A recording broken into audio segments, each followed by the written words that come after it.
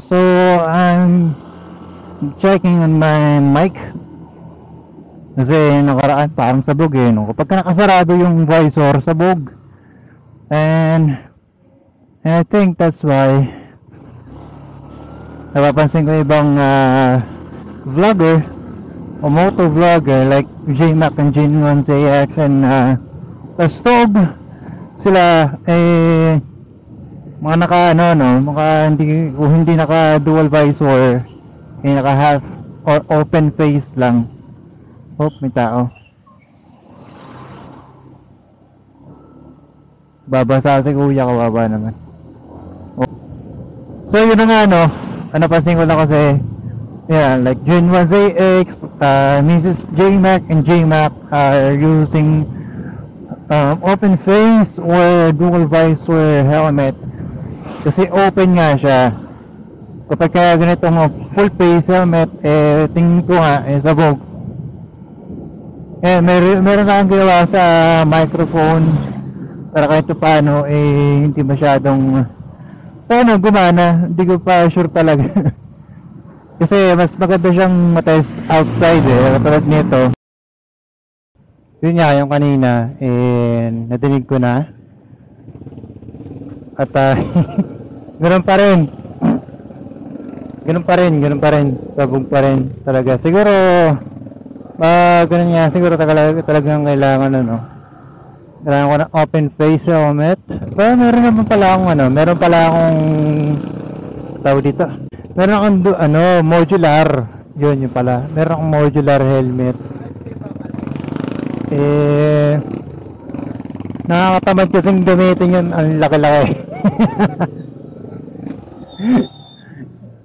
Parang syempre komportable na tayo dito sa helmet natin sa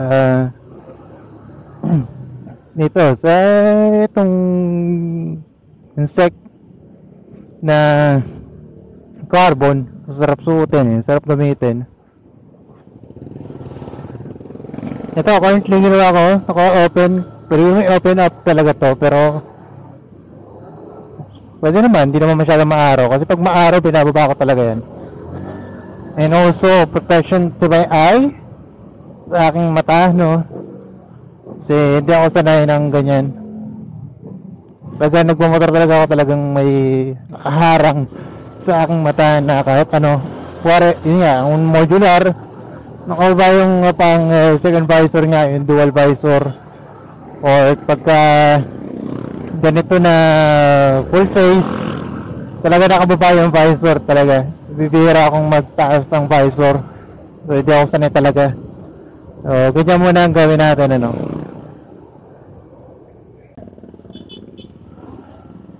pag di talaga ubra bili tayo ng open face.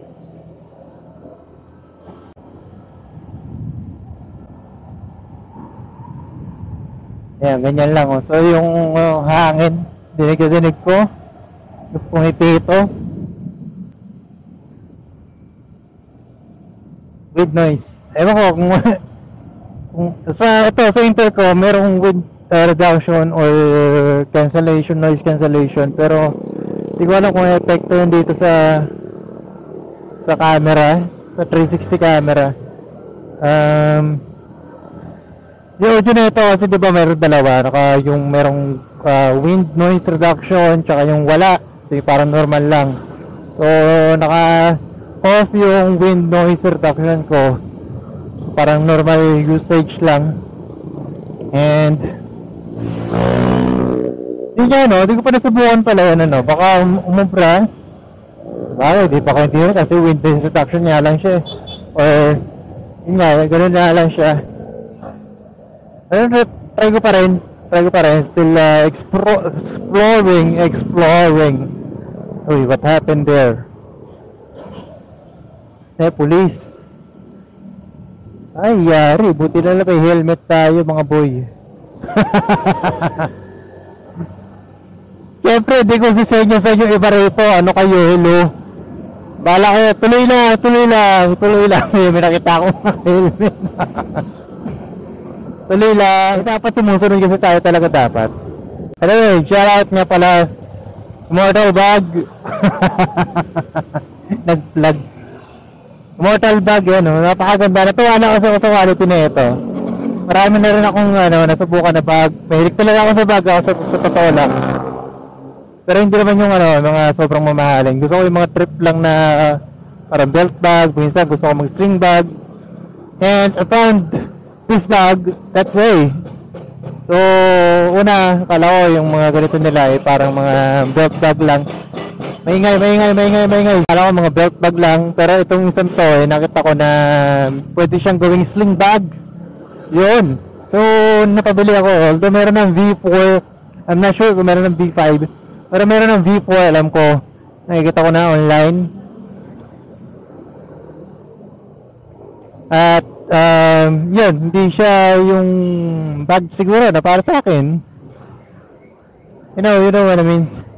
Siyempre, may kanya-kanya tayong trip diba?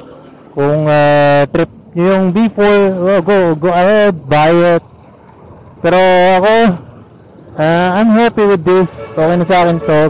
V3. Sabihin man nila na, luma na yan, may V4 na, may V5 na, chuchu, ganyan. So I don't care, I really don't care. Siyempre, importante sa akin yung comfortability para sa akin, Hindi naman basta dapat bago, dapat komportable. Kung saan ka masaya, dun ka. Okay, shoutout sa Motal Bag. Ganda. Nagulat lang din kasi ako sa quality nito talaga. So, kung gano'n ko nabili, actually, di ba, sa Orange app, may mga voucher. Nabili ko siya ng less than 400 pesos. Good deal na, di ba? For this quality. Kung gusto nyo, bibigay ko na lang din yung link. Nabilang ko para... kasi ito legit Test number 3. Ayan, ito na, ginamit ko na yung ating modular helmet na ayaw ko talagang gamitin kasi tingnan mo tsura naman, ang laki-laki. Hindi ko sinasabing pangit to, so kasi depende yan sa kanya-kanyang kanya-kanyang preference naman yan. Maaari kasi sa iba okay to. Talagang okay naman talaga to. Siyempre, pagka long ride lalo. And kapag ganitong nakataas yung chin, bang easy. Parang pwede ka naman kumain, uminom, anytime you want. Hindi ka na nagtatanggal ng helmet. Diba? Siguro ganito na muna. Kailangan nakababa yung dual visor, second visor. Isa rin sa napansin ko, meron silang mga something like balaclava, kaharang sa mga bibig nila kasi nga nagsasalita sila.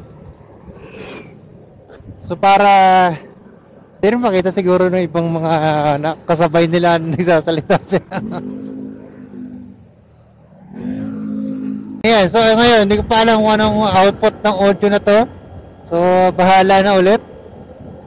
Kasi dun sa may full face, letter P, full face, talagang nadinig ko na yung second test ko. Talagang sabog siguro talaga kasi dahil nga kulob sa loob ng helmet. Yung ingay, parang ang lakas ng dating. Unlike kapag ganito open area. So, ewan ko pa, di ko alam. Mga theory pa lang naman sa akin to. Pero yun nga, exploring. Hindi natin malalaman kung hindi natin susubukan, di ba? Pero once na siguro umokay ito sa ganitong setup, pa-open, di ba? Open visor. Baka ganun nga, papalit tayo ng open visor. Wala tayong ganun meron naman tayong open visor pero pang lang yun, pang kanto-kanto lang. Yung H&J na pang lang na yun nga, pang lang, pang malapitan lang. Kung sakali lang naman, i-dispose ko tong modular and then bibili tayo ng sec na open face. Mura kasi yung sec, diba? Tapos komportable pa, tsaka Subukan na rin naman.